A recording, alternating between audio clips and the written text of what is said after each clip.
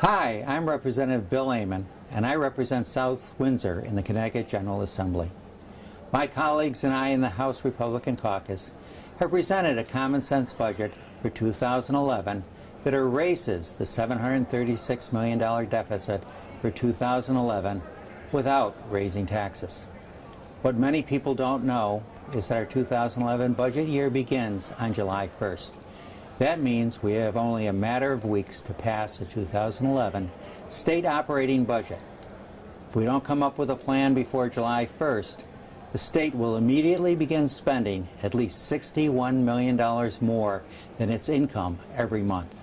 With each passing day, the problem will get worse. Inaction is unacceptable, but the Republican caucus has an answer. Our budget would require Connecticut to do things in a new way, but would not increase taxes. Legislators must lead by example. The common sense budget requires a 10% cut in legislators' pay and a ban on all travel payments. State employees would need to make concessions totaling $150 million. These concessions would be negotiated. Things to be discussed would be a 2011 wage freeze, furlough days, benefit reductions, and increased efficiencies. Our state employees must join us in finding solutions. We need to control spending. While no state services will be eliminated, many agencies will only receive the same level of funding they received in 2009. Many South Windsor households have not received a raise in the last couple of years, especially our seniors on Social Security. And I believe state government must also operate without a raise. We need to increase our efficiency. One possibility is by consolidating some state agencies. Currently, a problem is often addressed by separate or overlapping bureaucracies. The plan we propose preserves municipal and school aid, since cutting financial assistance to South Windsor would only shift the state deficit to your property tax bill.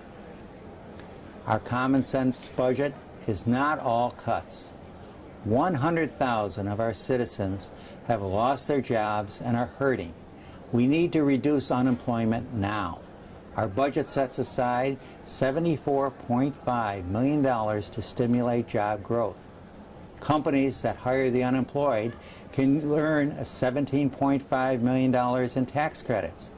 The plan would also establish a $25 million small business revolving loan fund because many of our employers cannot currently obtain credit.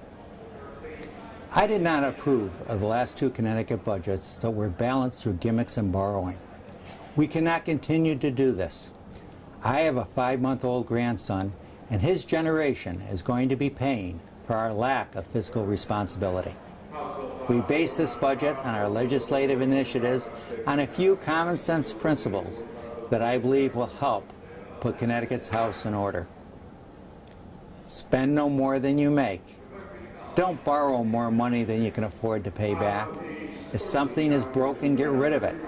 The more government tries to do, the less it does well. And finally, we should have all the government we need, but only the government we need. This is simple stuff. Principles we learn from our parents and practice now with our own families. We all want the very best for our families and our state. If you're like me, you'll agree we can take these common sense principles and use them to do what's best for Connecticut. As always, if you'd like to know more or have any questions or comments about state government in general, feel free to contact me, Representative Bill Aman, at 1-800-842-1423, or go to www.repaman.com.